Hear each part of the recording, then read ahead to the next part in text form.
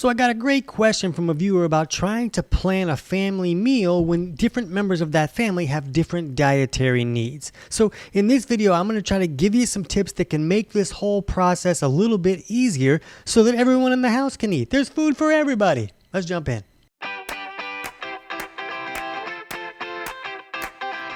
TC Hale is not a doctor and does not claim to be a doctor or licensed in any type of medical field. Don't be an idiot and use anything heard on the show as medical advice. This information should be used for educational purposes only, and you should contact your doctor for any medical advice. Now get off me.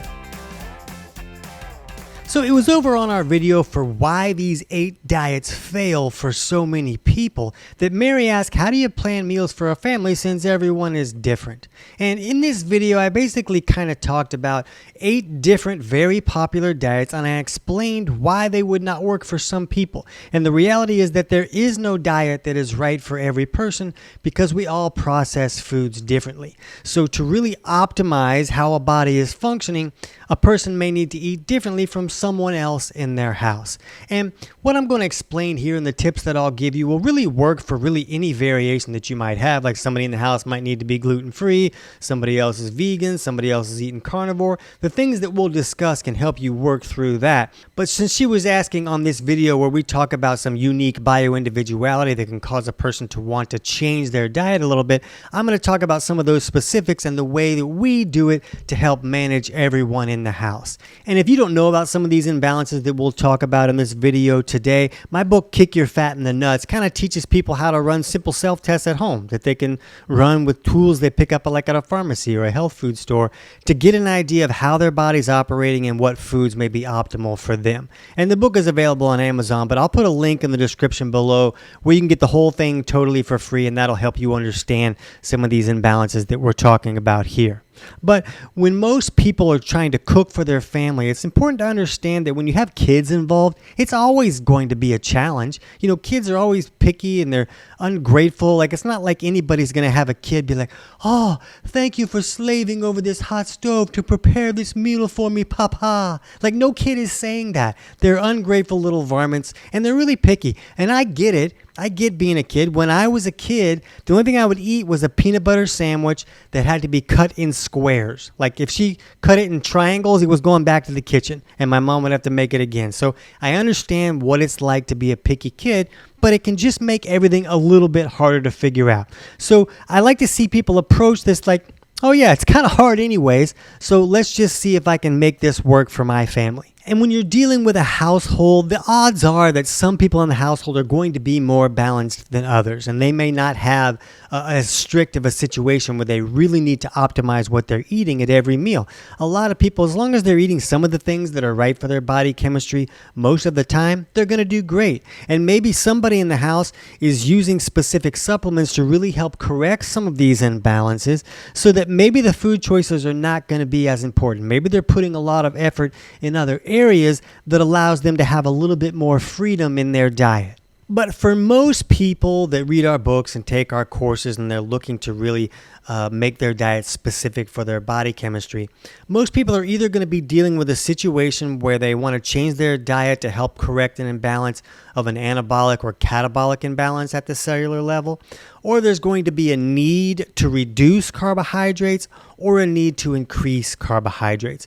And then the types of proteins or fats that a person would need to eat can really vary from person to person. So those are going to be the biggest variations when we're looking at making a diet really optimized for someone's body chemistry. So we still have the ability to kind of standardize some of the aspects of a meal planning situation when we're trying to cook for a whole family. Like, for instance, you could choose a protein, like the dinner could be chicken, and that could be the protein that's going to be involved in everyone's meal. But maybe some people do better with lighter meat protein, and maybe they process that a little bit better, and some people do dark meat. And a lot of times with chicken, you're going to have those options. But even beyond just the protein, you can vary what sauces are going to be used and what fats might be in those sauces. like butter or coconut oil or heavy cream, all of these saturated fat type fats are going to push a person more on that anabolic side. So if a person was dealing with a catabolic imbalance and was trying to balance that out, they would want to have more of those types of fats in the sauces or side dishes that they were going to consume with this main protein dish. Where if someone was leaning too far on that anabolic side, they might want to use some fats like olive oil or something with a little more fatty acids in there to help them move more onto that catabolic side. So when you're cooking for a family that has different needs, you might need to use different sauces from person to person to help them accentuate what they might be doing with supplements or other steps where they're trying to improve imbalances. And my wife and I, when we kind of first got together, we were very different. I was very catabolic and she was very anabolic. And so I would first change up the supplements that we were using, of course, to magnify those efforts. But when it came to our meals, I might also change the sauces or the side dishes that each of us were using so that they could really optimize each other's imbalances that we were trying to improve. So you don't always have to view it like, oh man, I got to make this lasagna for this person and this pot roast for this person. This is going to be impossible.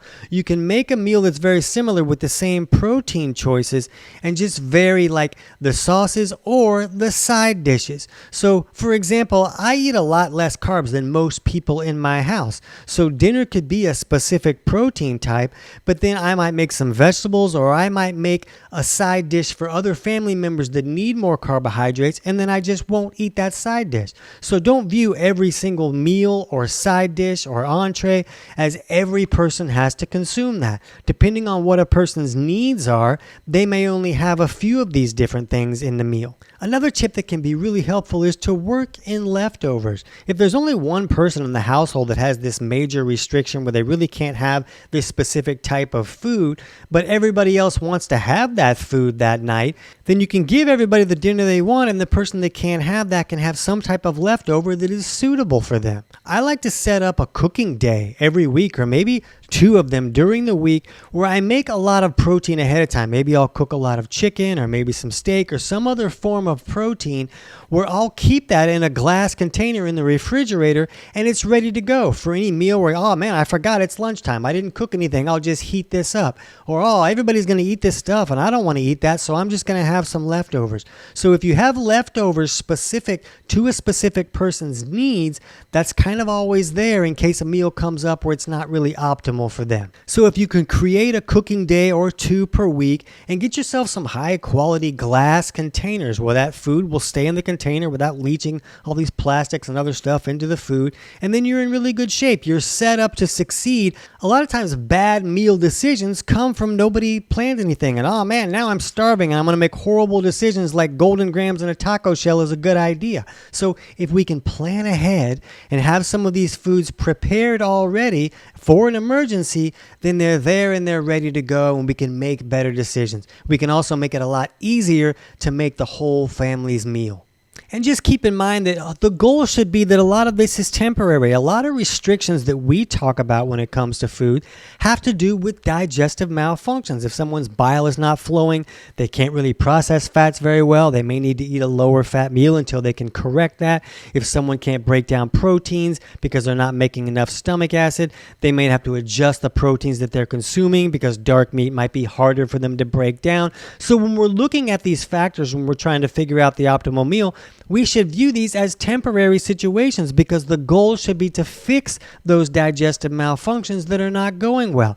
If a person's dealing with a major imbalance, that doesn't mean that they're going to be overly catabolic for the rest of their life. The goal should be to improve that balance and get the person to a state where they can use a wider variety of foods successfully. So don't view this as a lifetime sentence. If you can do the work to optimize somebody's diet for the short term in enough time to allow them to correct those problems, then all of a sudden that opens the door and may allow them to consume different foods and a wider variety of foods down the road. But the main thing to remember is just try not to let this overwhelm you. Remember that there's people in the house that are probably leaning a little bit more on that balanced state. They may have a little bit more freedom. So maybe you gear most of the meals toward the people who need the most help initially until they start to improve their situation and widen the level of foods that they can accept. And for now, if you want to check out that video where we really break down the popular diets and explain why they can be problematic for some people, you can jump over and check out the video on why these 8 diets fail for so many people.